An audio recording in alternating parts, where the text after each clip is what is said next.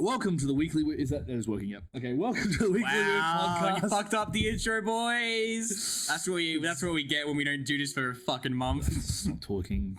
You give away the magic, Shaun. Give away the magic. The magic. The magic. Episode number 16. There you go. I'm on top of this. Today we will be reviewing Sherlock Holmes 2009 film by Guy Ritchie. But before that, Shaun is going to bring us up to speed on what to play and what not to play on the PS4 in its dying days. Yes. Yes. How's your week been, bro? Well, my week. Your several weeks. My several weeks. I have done so much in the last week, so it's almost fucking amazing to look back on. So I did finish Ghost of Tsushima. I'm pretty sure I talked about it in the last episode. Did I? I don't even know. I hope that we didn't go for so long without recording the episode that I got Ghost of Tsushima, but okay. Don't look at me. Anyway, so I finished Ghost of Tsushima. That game's great. It's a lot of fun. Really fucking just fun samurai, kind of cool badassery, and I enjoyed it immensely. It's a very, very fun game. And then on top of that as well, I also fucking finished Death Stranding, which I mentioned ages ago in this fucking podcast show. That was also interesting in its own right. I think that game's I think I'd call it a good game. It's not a game for everyone, no. I know for a fact you would fucking hate it. You'd hate playing it, because that game is not... It's a urination simulator, bro. Basically. It's like... It's so weird. Post-apocalypse simulator. It's so weird because it's a fun game to play, and there's even like a really good, rewarding gameplay loop that it has in it, where like, as you play, it gets easier to deliver things, so it's a lot easier to play the game and like actually make progress and level up and all that kind of shit. But it has RPG elements. I say level up like in quotations. Like it's just like you get more better gear. You can start getting better gear and start killing things easier. The problem is with killing things is that combat in that game is fucking terrible. It is so not fun at all. Driving in that game is not fun at all. I fucking was screaming half the time driving the truck in that game because it is a fucking mess to control. And yeah, but besides that, I think the story is engaging. I enjoyed most of the story immensely. I enjoyed most of the characters. I don't know if I liked the main character by the end of it. I felt like he kind of went nowhere by the end. But it's an interesting experience, and I think if you're a masochist and you enjoy tormenting yourself, I think it's a game to check out. But it's not a game for everyone, and I'm glad I played it at the very least. Hideo Kojima. He's an interesting lad, and I'm glad that he can make the games he makes. Apparently he wants to make a horror game next, so I'm fucking all down for that. That wasn't a horror game? That'll be fun, yeah. That wasn't a horror game? No, not really. Kind of loosely, but... And besides that, I also did something else, actually. I rewatched all Psycho-Pass and watched the new seasons as well. Oh, dude, I need to see that. I'd seen, like, I think I got halfway through the first season or some shit. I always do this. I got, like, 4 episodes into an anime. I'm like, this is sick. I need to get back to it. And it's been like maybe 5 years. Yeah. It's been a while. Season 1 is great. Season 2 is not that great. It's pretty boring, honestly, and like I do not like watching it that much. But season 3 was great. It was a great return. And it is cyberpunk. It is. So we should probably do it for the pod because I'd probably be doing it for like season 1 shoehorn in as much cyberpunk I like as I can into this. It's the aesthetic. I'm just gonna shoehorn as much horror in. Yeah, absolutely. Well, fucking. But yeah, that was basically my break. I fucking was generally playing games and I watched all Psycho-Pass. I'd recommend Psycho-Pass if anyone's interested. Season 1's a must watch. Season 2 is pretty fucking boring, but you kind of have to sit through it, honestly. But season 3 is fantastic. Yeah, it's a great return. It's like been ages since they made the last one, right? The last season was last year actually, and like this year, it's so odd. They have such a weird timeline where they have the first season, then they have the second season, then there was a movie, and then recently there was a trilogy of movies, and then there was season 3. And then there was the conclusion to season 3, which was released as a movie, but it was split into 3 episodes or something. It is so fucking odd, like to explain it like that, but that's basically what it was. Does it cap off the manga and everything? No, it's all original. Yeah, it's like an anime original. Oh, really? Source material or anything. Oh, shit. So that's why they can kind of keep going. Really, it's as far as they want. They don't have the original writer. Like they haven't had him since season 1, and people say that's why season 2 was so shit. Yeah. People say season 3 is not that great as well. I think it's a lot of fun. I think the characters are really fun, and I think there are interesting themes in it. But I don't think it's as good as this season 1. But it's still good. I'm glad that it does pick up again because for so long I never recommended it because I'm always like season 2 is fucking pretty boring, and I can't recommend it to people. But season 1's great. We should definitely talk about season 1 at some point. Yeah, absolutely, man. I'm down. We've still got some other cripplingly existential stuff to get through. Yeah, exactly. And I'm sure we're gonna find out at the end of this episode what Shaun wants to subject me to. How's your my however long it's been off? I was laid out sick for like a week and a half with not the big bat soup. It was more. It was just imagine Tim just sitting there with his earphones, just sort of raises his eyebrows like, "Ooh, are we gonna censor that?" Yeah. No. Ooh. He messaged. I'll leave it in your hands, He Tim. messaged me once. He was like, Yeah. "You want this left in?" I'm like, "Fuck yeah." No censorship in here. I really also need to move this across to Podbean now that I'm thinking about it. I've had so much time to do it and I haven't done it yet.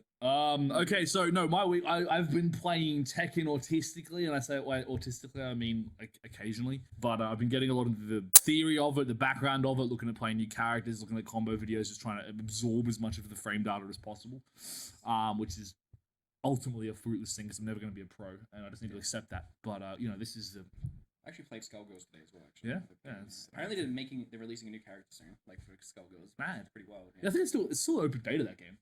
Skullgirls? Yeah, it's still Really? it's an endless beta. Yeah, it's like they still because they had Skullgirls 2, but it's like basically just a reskin or It basically, from what I remaster understand, of like the first Second one, Encore was just kind of like the new release, like re-released. Yeah. on the new consoles. Yeah, it's originally like a PS3 thing. And then what did I do? We watched. Oh yeah, so we watched Sherlock Holmes obviously at some point, and then after that we watched the sequel. And I was gonna invite you out for it, but I think you were just busy and generally uninterested. I would have probably watched, but I think I was pretty busy. Yeah, no, it's all cool, man. The first one was enough for me. Yeah, and we said like we remember enough about the second one. It's kind of like, oh, you can go through that. Yeah. And I've been watching with the lads Vietnam War documentary Yeah. by Ken Burns, which is super interesting. I'm learning a lot from that, which is really cool.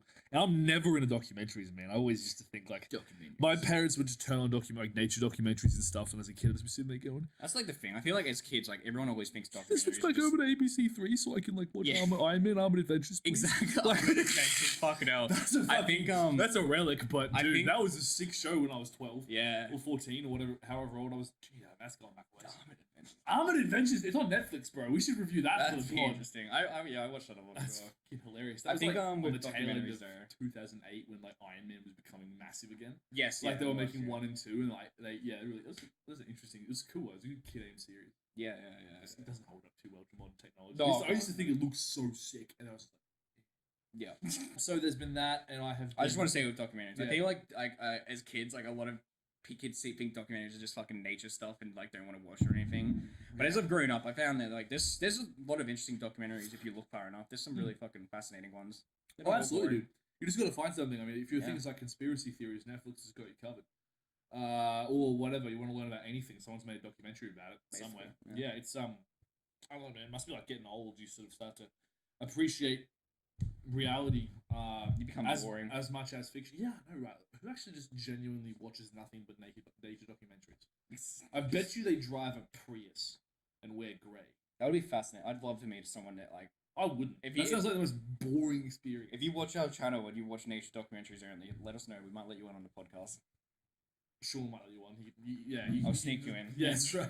If he would be like, "Who the fuck is this?" And we're like, This our is the guest. man. We found him. It's our guest, and we'll talk about a nature missing documentary. link. The missing link. The missing link between people who watch documentaries to actually learn things and people who watch documentaries high. We have found him. He stands before us. So, I bet you his name's something super basic too, like Paul. this poor guy, like some guy called Paul that loves nature documentaries, is gonna stumble upon this video and fucking cry. Dude. Hit me up if you. Or is it you- just like everyone's dad Oh no, I didn't at have some that. point?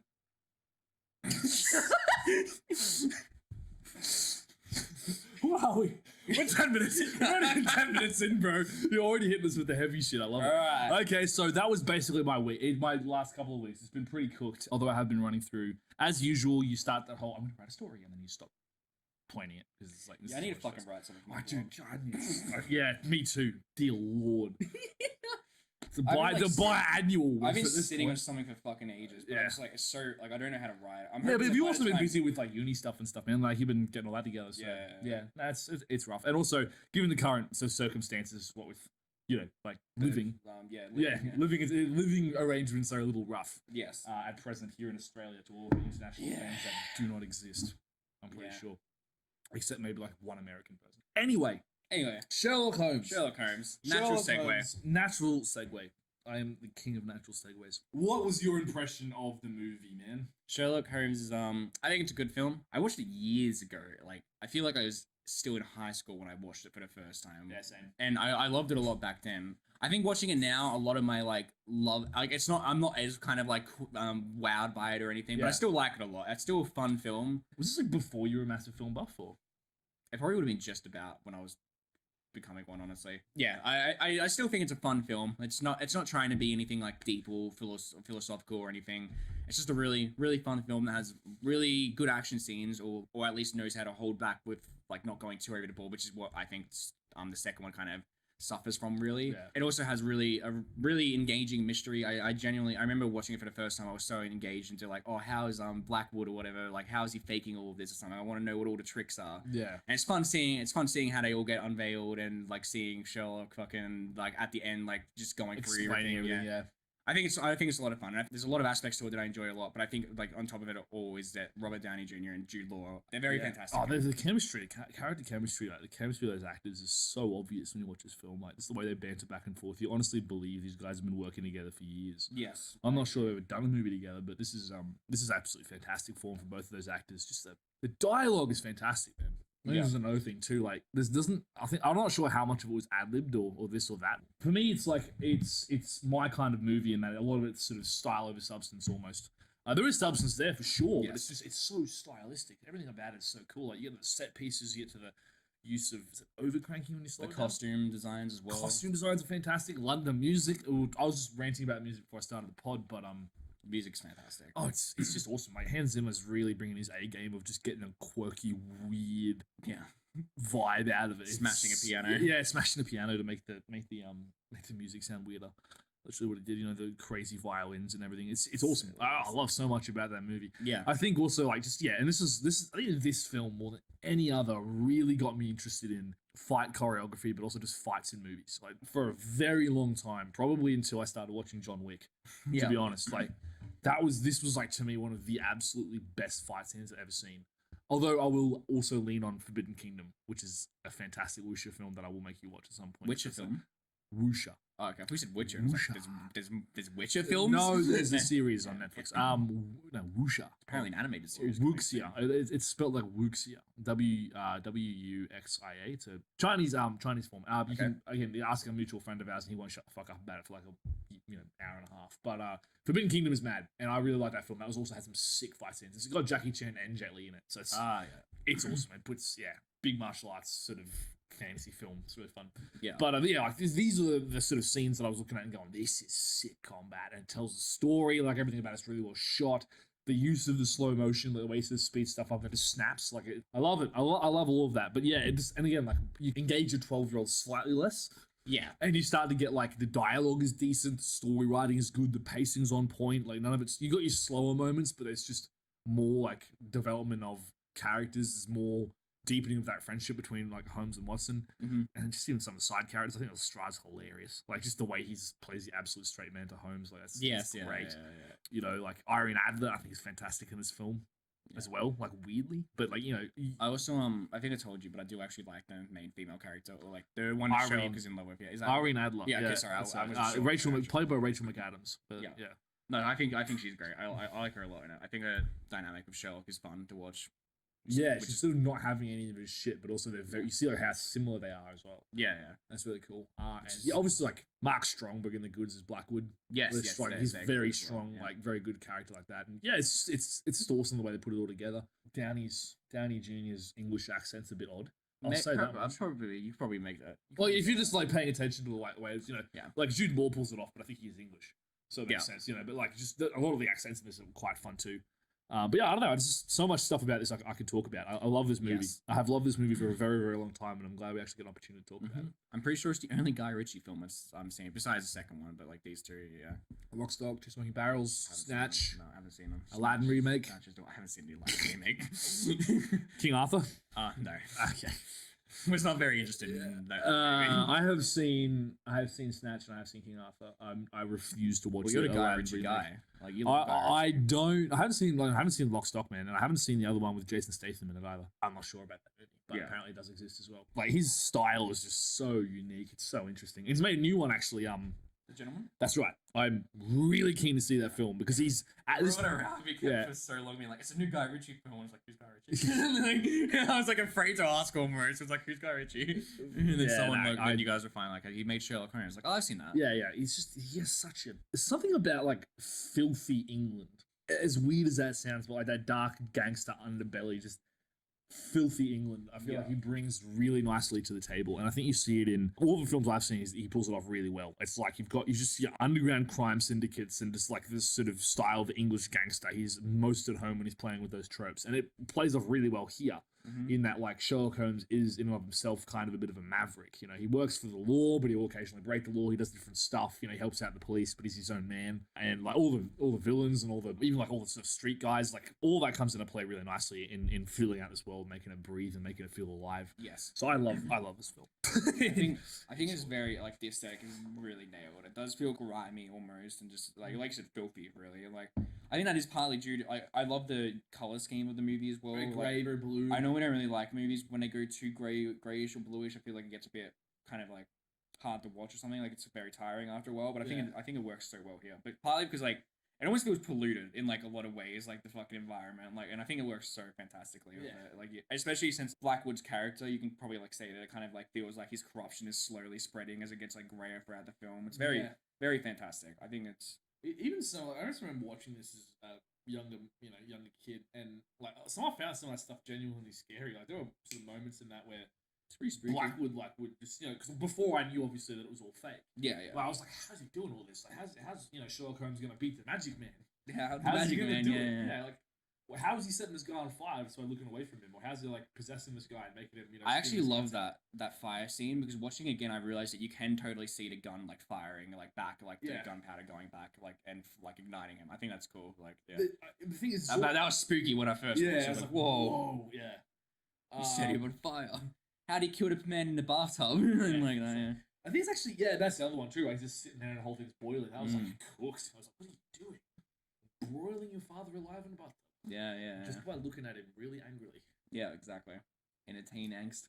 No, but like this, I just love that. I love that about the whole sort of the underbelly. Again, I'll just say filthy English and keep rolling with it. Yeah, that's the word we're using. It's a good thesis for this movie. Filthy England. Filthy English, yeah, like filthy England. It's good, and again, you see it in so many of his other films. And I think it was like, this is where he's at home. This is where Rich is really good. When he tries to go off chops a little bit, like King Arthur would have been super interesting, because the start of it, he's basically just raised in a brothel. Weird. And he's like, there's this.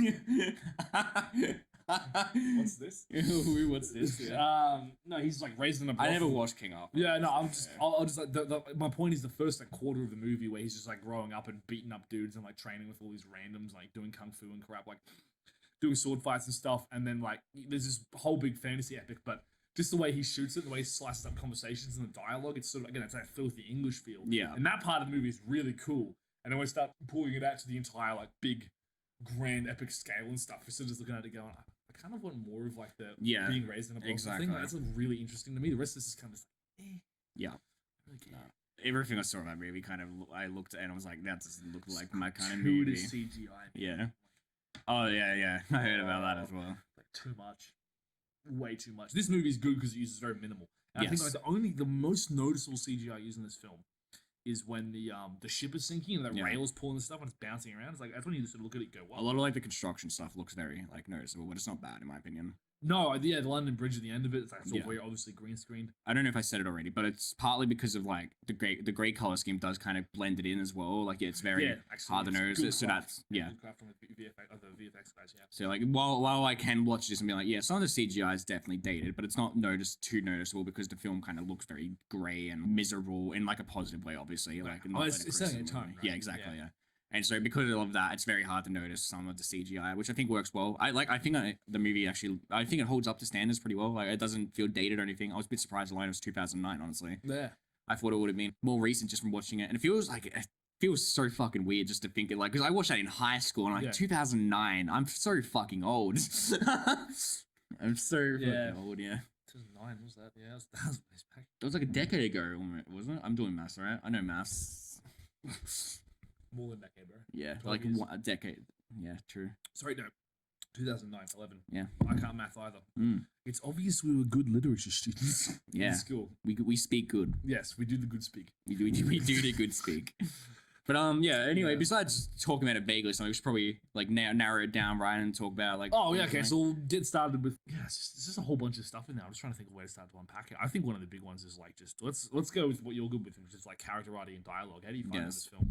I think the dialogue is fine. I don't think it's perfect or anything. It's not complicated or something. I think it's very snappy, gets to the point. It works well, and I think a lot of the dialogue between Jude Law and Robert Downey Jr. especially is very good. Like they nail it and they deliver their lines very well, unlike I did just then. I think the character writing for Sherlock and Watson are very good as well, but I have an undying love for Sherlock and Watson in general, like their kind of relationship or dynamic. I very much enjoy platonic relationships done very well, so I very much love Sherlock and Watson's relationship, and this includes what I've heard of stories as well, and what I have seen of other Sherlock things. I very much appreciate the angle of two male platonic friends that kind of have issues with each other or find faults with each other, but still can work together pretty well or something. And I think this movie nails it really well. I haven't seen much of the other Sherlock shows. The only other one I've seen is Sherlock, Benedict Cumberbatch one, and I've only watched one episode of that, and I didn't like that episode. But I thought Benedict was pretty good in it. There's also the other one, Elementary, which I don't like just from the basis of I think it should be clear why I don't like the idea of Sherlock and Watson in that movie, because I like that show, because I like the idea of Sherlock and Watson as male platonic friends. I think if you turn either of them into a female, it just opens it up for people to ship them together anyway, or to kind of like pair them up romantically. I actually think the entire show doesn't. It's platonic. I'm not sure. I've heard mixed things on it because don't quote me on that. I mean, you always gonna have people shipping. Yeah. Because I've got some friends that have watched it and feel like it is kind of paired up a bit. Then I've got some friends that have watched it and think that it's not too bad. Yeah, but I think that's kind of why I think it just comes naturally now with like male and female characters, because I feel like people don't know how to write male and female platonic friends either, and I'd love to see more of that in shows and movies as well. But that's another topic. We're talking about Sherlock and Watson. So no, this is absolutely the place to bring it up, man. I mean, what your preferences are, but you reckon that this particular movie pulls it off well? Yes, yeah, because I think from what I've heard, what Sherlock is like, I'm pretty sure in the books he's addicted to drugs or something, right? And he has his moments. I think it's like he's only tweaking when he's bored. So when he hasn't got a case, when he hasn't got anything super interesting going on, he doesn't take drugs. Yeah. It's when he like gets bored that like Watson freaks the hell out and then like gets super scared for him. Yeah. This is like referenced. I only ever remember like reading it referenced once in like the Return of Sherlock Holmes, and I've read like a lot of them. I haven't read the originals. The old ones. Yeah, anyway, yeah. I like the idea of Sherlock being this genius that does have his flaws, which is this kind of addiction or thing that he does out of boredom. And I like the dynamic of Watson respecting Sherlock as well, but also finding him to be a faulty human that's kind of fucked up. Yeah, dude. And I think this movie does it pretty well, where Sherlock's kind of a fucking mess of a character. Like, he's a great like detective or whatever and solves the crimes pretty well. But you see how he is with Watson and that, and it's like he's trying to hold on to him and be like, "Don't leave me, please. I'll blow up the house if you leave or something." Yeah. And I really love that dynamic, and I think the movie does it well, where Watson wants to move on with his life and wants to actually have a life, but he doesn't want to abandon Sherlock as well. Like, you can see that he does actually enjoy being friends with him. And he likes the action, he likes the fight. Yes, he does as well, yeah. And I genuinely just love that. I also want to say, I appreciate that this movie didn't have like the cliche like Watson's wife gets mad at Sherlock for almost getting him killed thing or something, and instead she was just like, make sure he's safe. Like, you know how like Watson it wasn't like there's like driving that huge divide. Yeah, exactly. So she was a lack of trying on his part. Yeah, she was kind of just like, oh, save him or like bring him back or something. And I kind of like that I kind of liked that they didn't go for that cliche route, because Lyle would have only been a scene most likely. It still would have just been kind of like, oh, can we get past this scene or something? Yeah, that's right. It's kind of a good moment for her as well, like character building, because I don't think she's a minor character, but whenever she's actually in the movie, her actress is quite pleasant and enjoyable to watch. Like, you actually really feel for her. She's like a very the dinner scene is fucking so hilariously awkward. It's so bad, but so I love well it. Pulled off. Yeah, like I said, like she's Mary Morstan, her actress. I don't know who that is, but she's fantastic. Yeah. I think also like they do a really good job here of emphasizing certain aspects of Sherlock Holmes' character. We're gonna get into this later, of like Sherlock Holmes as an entity in Hollywood and literature and just generally like the world of fiction, because he's the man when it comes to, I think he still has like the record for the most amount of adaptations of any like one figure. I wouldn't be surprised. There's so much there. Like, huge amounts. Like, even the homages, and all this kind of crap. Like, there's a lot of that. But there's a bunch of video games for him as well. Yep, it's everywhere, dude. He's in everything. Yeah, everything. He's the man. Yeah, absolutely. I'd say him and Watson are like probably the best iconic, like the best duo, like the dynamic duo, the OG. I can't think of like another duo that are better. I probably just because I love The Great Gatsby say that I like Gatsby and Nick more because of what they represent, but I still think Sherlock and Watson are their own thing, and like for adventure or like detective. Yeah, exactly. Stories, this is like he's not the original detective, but I think he was the one who brought it. Sort of the pulp consciousness. It's that really iconic, made people like- pay attention. Yeah, It's the iconic. Like he's the granddaddy of iconics. yeah, absolutely. He's the OG. But with we get into like that exactly. a little bit later. But like, what I always find interesting about different Sherlock Holmes adaptations is what they sort of bring out in that particular thing that they're doing. So with this one, you get the feeling that it's kind of like old school filthy English Yeah. James Bond. Yeah. He's got a bit of that kind of vibe. Like he's a bit of an action hero. He's like talented martial arts. He can kind of shoot, although Watson's a bit better for that. You even see like the whole kind of dynamic between them, just even like in fights. And again, that's actually quite indicative of their personalities, right? So like Sherlock's is super nippy, very accurate, very like technical fighter. Yeah. Whereas like Watson's just all he's like the dexterity to your strength. Like Watson's just a brawler. He's got the stick with a sword and he's smacks people with cans and just hammers them around the place, takes a couple of hits, and Holmes is sitting there whipping around and doing all these fancy Wing Chun shit. It's really cool. I like that there's that kind of physicality about them because that wasn't really in the original stories so much, but it is like there is a reference to martial arts in the old stories. So actually being able to see that come into play in Ritchie's style is awesome. Bringing like because at that time, in the Victorian London, they were actually having like the Orient, like the mystery of the Orient. Having opium and stuff come in, like a whole bunch of Chinese people and. Or like Hong Kong as well, like all that, that's when all the colonization was going on. And so the idea of some of these arts just like came over to England, and so it doesn't even seem that unplausible that he knows some of these martial arts and he actually like adapts it into his fighting routine. And yeah, the action set pieces are great. Yes, especially that this is one scene like everyone knows it, but it's like he's in that boxing ring, and it's grey and it's filthy, and he sits there and just figures out all his guys' moves and then just goes through and destroys them. Yeah, exactly. And it's got Rocky Road at Dublin, or something in the background. Yeah, it's great. It's the track behind it. Basically, so good, profiles him and like scans out all his moves. Yeah, just figures out exactly. I love that actually. That actually, when I watched the second one for the first time, I was actually annoyed because he only does that like once in the sequel. I'm pretty sure, doesn't he? Twice. Twice. And I felt like both of them were pretty lackluster. Well, the both of them were lackluster or different because they were interrupted. Yeah, it didn't work out the way it did in the first one. Yeah. Which is kind of cool because like shows off that humanity, and he's like he can't always take everything into account. But yeah. No, but also even just on top of that, like the stuff this brings out, so you do get the detective thing, but you also get it's almost like a superpower. It's almost like he just sees everything, and I really like that. It's picking up on tiny details and making snap judgments and everything else. But you get the feeling he's a bit more reckless. Yes, a bit more. He does come off as kind of autistic and a little bit drug fucked. As well, I think Downey Jr. does a really good job of bringing those two elements out in it as well. You kind of get this feeling, it's like this guy's not quite playing with the full deck. Like he's a bit out there, and this is why Watson works so well because Watson is like the ex-military guy, very sort of respectable, very steady and just relaxed. He's a straight man to Holmes' kind of exactly out there kind of dude, and the way they play off each other is fantastic. He's just sort of blunt, straightforward, knows what he wants, gets after it, goes and happens. He sort of keeps reluctantly getting dragged back into these events. Yeah. That scene where he's like got the body or something and he's like looking at he's analyzing the body while Watson's like in the corner. And Watson's playing coy that he doesn't want to get and he's like, oh, what's that or something. And then Sherlock goes into another room and Watson just starts looking at her. Yeah, that's right. Can't kick old habits, Yeah, exactly. That's awesome. They're so great in it. I would probably say they're the best depiction of Sherlock and Watson in my opinion. Like in terms of performances, I think they've done. I can't think of one that I like more than them. Yeah, I think also a friend of mine, a mutual film critic friend, made the observation that one of the problems with the old compared to the old stories is Watson always seems to want to get away from Holmes in the adaptions. It always seems to happen, but it's not like a. It actually is that platonic friendship you're talking about. It's that brotherhood. I don't mind the idea of Watson wanting to get away from him as well, though. Because like I said, I think Sherlock in general is a very kind of weird, toxic character that you don't want to get too dragged into. And I think a lot of Watson is that he can break free from it. So I don't mind if original source materials do kind of explore that more. Yeah. But I do, because while I love the platonic relationship, I don't love it just because it's a good friendship or anything. I love it because it's a very complicated and messy friendship, which I'm a fucked up person that loves complications. So. No, that's cool. Yeah.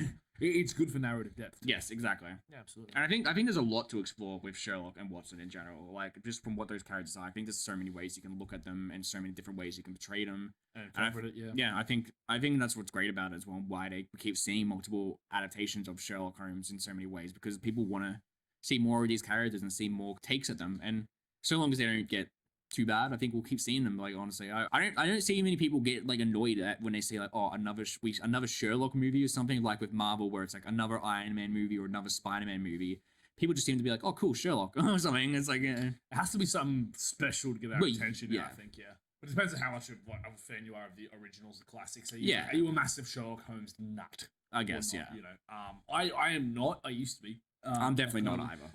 But like I just love this movie because it brings together like those elements of action and excitement and adventure, that kind of action hero thing. But and then add the aesthetic, add the fights, add the mystery, which is engaging and paced enough. It's not this really long, drawn out them walking around with a magnifying glass and making all these different wrong turns. It's pretty. You can see him working, uncovering it and piecing it together. But at the same time, like genius needs an audience. That would be another thing I'd add to this. Like the reason that Holmes wants to keep Watson so badly is that he needs someone to show off to. Yes. You get that feeling.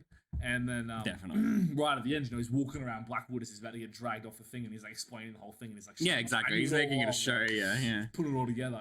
Blackwood's basically fucking falling and begging him to fucking stop it. Yeah, that's right. He's just like, no, I'll say my piece, and then because Sherlock is egotistical in like a lot of ways. Like it's kind of part of his character, I'd say. No, I think in the original series, man, like the original books, he was incredibly intelligent and quite clever. And I mean, there's like in street smart as well as like, you know, obviously intellectually gifted, but he was actually pretty humble. Okay. He was, when I say humble, I mean like he had this kind of vibe about him. It was weird because he had this sort of electric energy about him as well. But like, every time, you know, Watson would come over and just hang out with him and stuff, you know, the tobacco's in the slipper over top of the fireplace, old chap. Like, sit down. I've got a game cock on the sideboard. You know, come over. Like, cut yourself a meal, let's have a cup of tea and sit down, and I'll tell you about my findings and what I've been up to. I'm so sorry to light off, but I had some investigations. Yeah, it was like there's always these scenes in Baker Street. Okay. It's one of the reasons why Baker Street's so important, why the feel of it's really important to get, because my feeling at least is like the original books was always like sitting down in Baker Street and they just sort of have a bit of they just chill a little bit, you know, just be hanging out. I can agree. Walk him through what he's been up to, and you'd be able to see the inner workings. Exactly. The mind of the magician. Besides that, part of what makes it work as well is obviously the soundtrack, which we talked about briefly, but I think the soundtrack is fantastic at invoking the feel of Sherlock and like the kind of feel of like the world that you're exploring as well. I think it's phenomenal. I think it's honestly one of the best parts of the movie, like besides the actors, really. And without the soundtrack, I don't think the movie would be anywhere near as effective or as enjoyable. Honestly, it's so fucking good. What makes it interesting as well on this is like how Zimmer uses off-tune instruments. Yes. So if you listen to like the violin runs or like some of the stuff he's doing with it, it sounds deliberately mistuned, but at the same time mistuned in the right kind of way. Yeah, again, exactly. Filthy English. It's got this feeling of like this gypsy sort of vibe, and you got those huge, big crashing crescendos of like dun, you know, that the way it opens up, like it's just huge, wide, sort of almost industrial kind of sound of like machines grinding against each other. Yeah, it's a weird thing to put out, but it's like that on a sort of wide, epic scale in sound. And I think it adds to that kind of feeling of claustrophobia and dirt and smog that you were talking about. Yeah, I mean, it's very iconic as well. Like when you were watching the second one, I'm pretty sure I was in the kitchen making a drink or something, and I heard the music. I was like, "Oh, they're watching Sherlock." Yeah, you can tell. Yeah, exactly. That's credit to Zimmer too, man. That guy's a genius. Yes. Yeah. He's the one that did Inception in that, right? Inception. Yes. He did all the Dark Knight stuff. He did Interstellar. He's done a whole bunch of stuff. Despicable Me is on his resume. He did. Despicable Me. Okay. Yeah, he's like the go-to guy. I think actually it's really funny. I was reading this stupid thing on Google News today that apparently he did like a orchestral introduction for Netflix. What? You know, like the Netflix how it pops up and it makes it sound. I think he's done like a like a movie soundtrack remix of that. What the fuck? I need to like pull up a Netflix just to see if that is the case. I want to know as well. That's something to look into. But that guy's a legend. He's an absolute legend, and I love his work. So it just works here because it's demented and it's really different. It's very characteristic, and I think it suits the characters as well. Like you said, like it's all off-tune and that, but obviously like the characters that are in this film, like Sherlock is a fucking mess. Like I said, he's kind of all over the place, and it suits him. Like it very much complements him and his character, and I think it builds like you hear the music and you could just, like I said, you just know it's Sherlock Holmes. You just hear it and you're like, that's Sherlock. That's Sherlock. Guy Ritchie Sherlock. That's the Guy Ritchie Sherlock Holmes. I think it's great, and yeah, it's very, very effective. So what don't you like about it? What do you reckon could be tightened up or? It's weird actually, because like I don't have much that I would complain about with that film or something. I think there are bits where it stretches on a bit. Some scenes are kind of I'm like, I'm not too like invested into the scene. I can't like name any, but I like there are times where watching that movie I do kind of start to nod off a bit or something, but then I get back into it, and I think most of the characters are pretty good. I think some of the side characters could be utilized more. Like I said, I like the girl, the main lead as well. I feel like I wouldn't have minded if she had a bit more importance. And part of what I dislike about the second movie is that she's killed off right at the start as well. Yeah, it's just trying to build tension, and he's kind of just dismisses the whole thing. And it's sort of like, what? Yeah, I'm not very fond of that decision. I think the Moriarty scenes are are good and are important because they clearly did want to do the second movie. Do you know what's funny, actually? But it's they very... dubbed his voiceover. Oh, really? See, the original voice was different. And Okay. then they got Jared Harris to dub it back over the first movie. Okay. I noticed the difference when they did that. I was like... That's interesting. That's That's very fascinating. But yeah, I think his scenes are very oddly placed, like, because you don't, like, they're not important to the movie. Like, he's like, oh, they are, because obviously Moriarty's doing stuff or something. Yeah. But it's such a side plot, but it's also very important to the second movie, and it just feels very odd. Yeah, it's a sequel hook.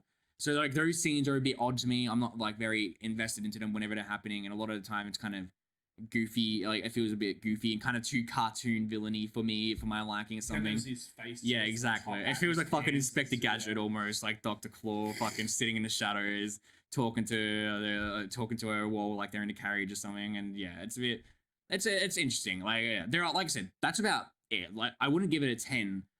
It's just like it's a nicely well-made movie, but there are bits where I'm not very invested into it.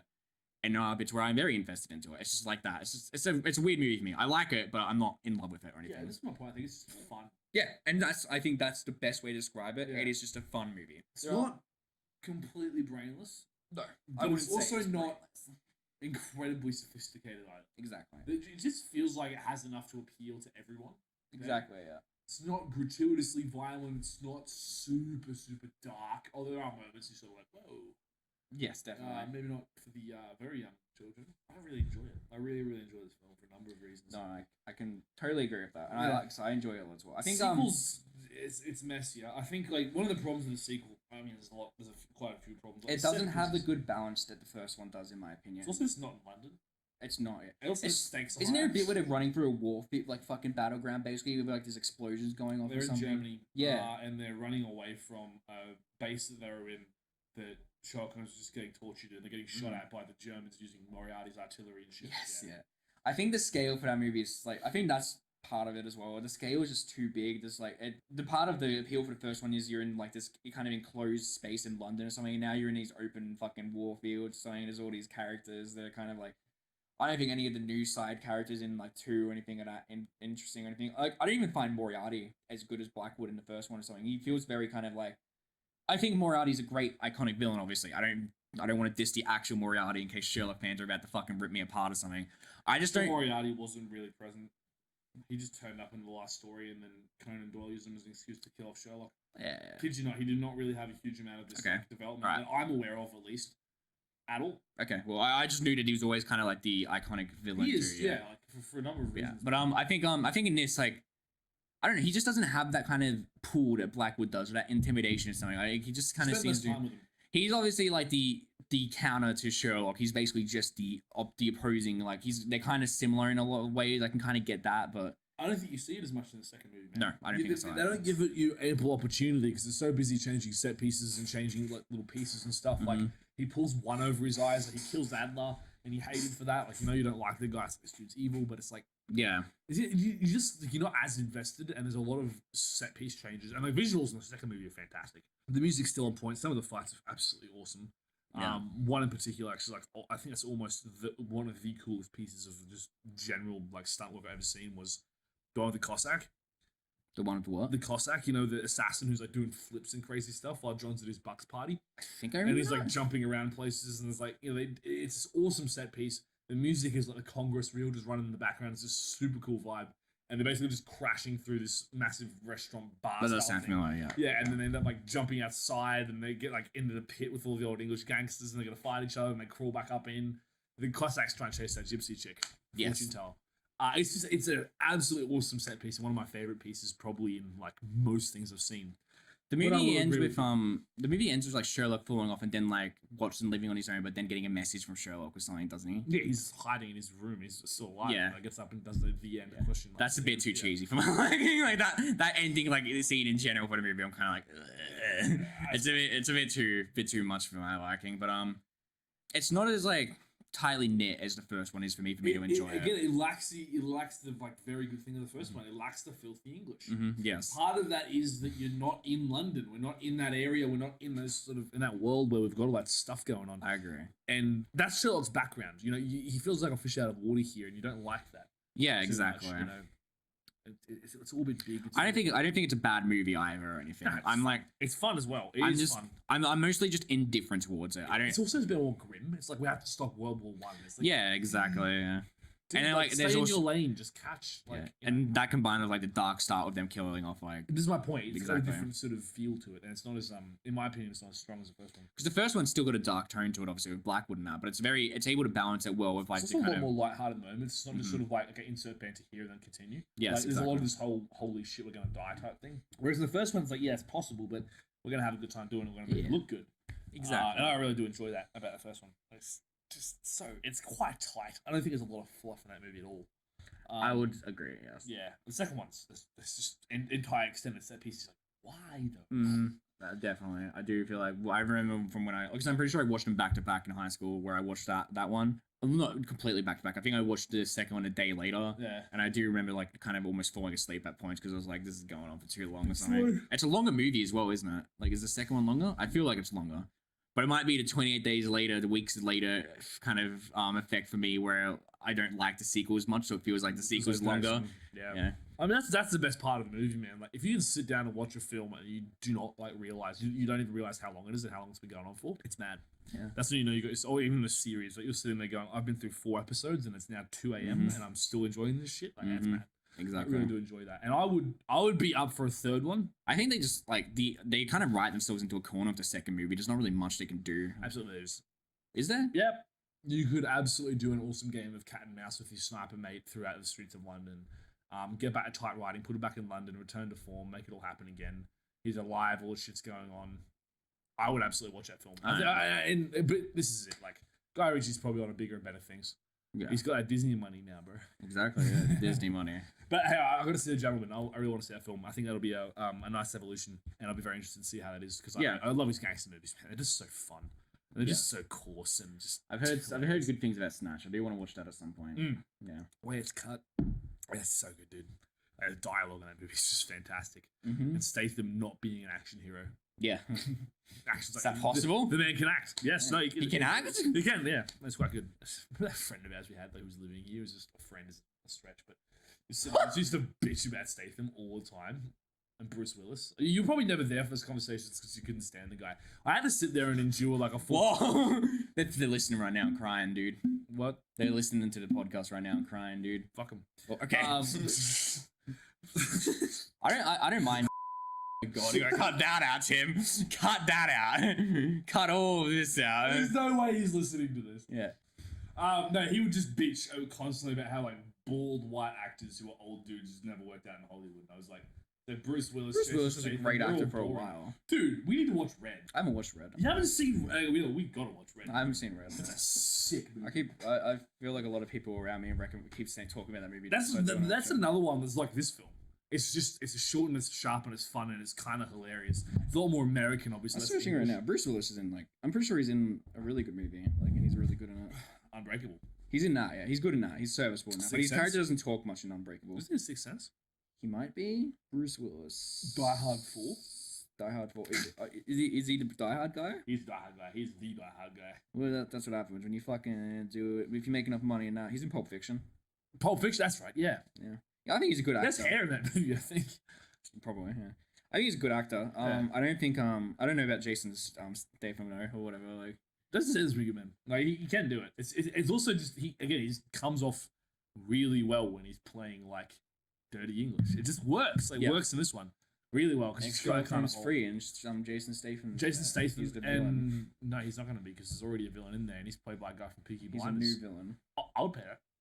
I would watch that. I would watch that movie. That sounds sick. Sherlock Holmes free and they're all like robots. So all the villains come back and they're robots, like fucking brain robots, and Sherlock's got to solve the mystery.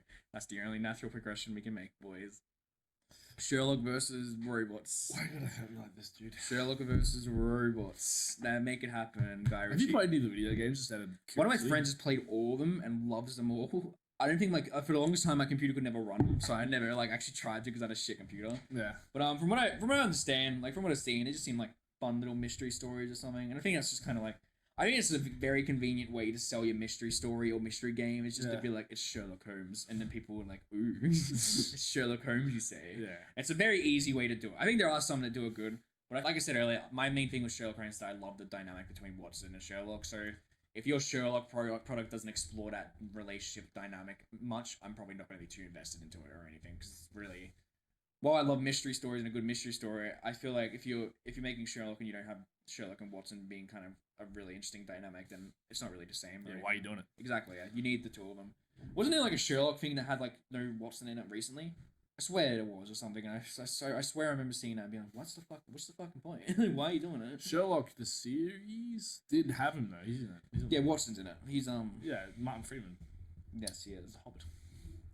Haven't seen Hobbit. Yeah, don't bother. Yeah, I know. No, I'm serious. Like, dude, I love the original Lord of the Rings trilogy, but the Hobbit movies, man. Is this the part of the podcast where we try to stall for the next 20 minutes? No, we're absolutely not stalled for the next 20 minutes. Dude, we can wrap it up there unless you've got something else to say about Sherlock Holmes. No, I think we 2001 pretty much Guy summed it Ritchie. up. There's, Yeah, dude, I love this film. I think everyone should watch it. I think it's I would brilliant. definitely heavily recommend it. It is a fun film. Yeah, And absolutely. not- We also don't want to and also- exhaust ourselves after taking 3 weeks off, bro. We gotta remember Yeah, that. Or a month or whatever it's been. Films don't need to be anything more than fun, and I think Sherlock Holmes is a fun movie. You should watch it if you want. And Robert Downey Jr. is great in it. This was after Iron Man, right? This is when he actually picked his game back up. He came back from the brink. I think he made like one movie with Shane Black called Kiss Kiss Bang Bang, which I've been told is really good and haven't seen it. Okay. And then he went and made like Iron Man, which just blew the fuck up. And then after that, he made this movie. So it seemed like for a while he's gone from strength to strength to strength. And now he's Dr. Doolittle, shoving his arm up a dragon's ass and pulling out bagpipes. That happens in that movie. I love that you're looking at me waiting for me to start laughing and say it's a joke, but apparently he performs rectal surgery on a dragon in the Dr. Doolittle movie, which sounds fucking hilarious to me, but I'd love to watch the movie and see how it gets to that point, but at the same time I don't want to fucking watch that movie because it's a fucking... Let's be honest, bro. That's probably his character introduction. No, apparently it's at the end of the movie. It's like the climax of the film. Oh, we can't watch it now. And on that, What are we doing this week, Sean? What do you got Alright. for us, brother? so I fucking went back and forth so much on like what to recommend because I had a general idea of what to recommend, but I just wasn't sure. I kind of wanted to recommend one like that I feel like you'd enjoy the most. Aw. But then I Being decided, nice fuck to me. that. You're too hard to predict. Even and the one that I thought you might like the most, there's a chance you might not like the most. So next week we're gonna be watching a movie. We're gonna be watching a movie from one of my favorite directors. Actually, very fond of this director, and it's a Japanese animated film. So it's not Tarantino, which you might have been getting hopeful for, but it's not Tarantino yet. We're gonna be watching The Girl Who Let Through Time, which is a Japanese animated film. It's very important to me. I love it a lot. Like it's probably one of the first animated films I watched as a teenager. It is an interesting film. It's kind of a coming of age film, and I love that director. He made Wolf Children, which is one of my favorite movies ever, which I think I've talked to you about briefly. But I think At length. pardon? At length. At length, Yeah. briefly. Yeah. I actually know. Was it Tim that wouldn't shut the fuck up about it? Yeah, I can yeah, never Tim forget. was it. Yeah, it was probably Tim. Yeah. But Love Girl Tim. Let Through Time is also a great film. I think it's a lot more easy to enter with that director, and I'm interested in seeing what you'll think of it. But we'll Nah. be talking about that next Yeah, week. well, we should fire that up sometime soon, mate. Yes, Yeah, absolutely. yes. No more long hiatuses for us. We have work No, to fuck do. it. We'll see you guys in a year. Yeah, right. All right, thanks for tuning in, guys. Follow the socials. The links will all be in, I assume, the YouTube. I hope so. Video I hope I stuff. put them in a description. Cool. Stay tuned while we start to think about porting over to different platforms because I still need to do that and I haven't done it yet. Yes, it'll happen Alright. eventually. Peace out, nerds. Big love and look after yourselves and don't get killed by the apocalypse. Bye.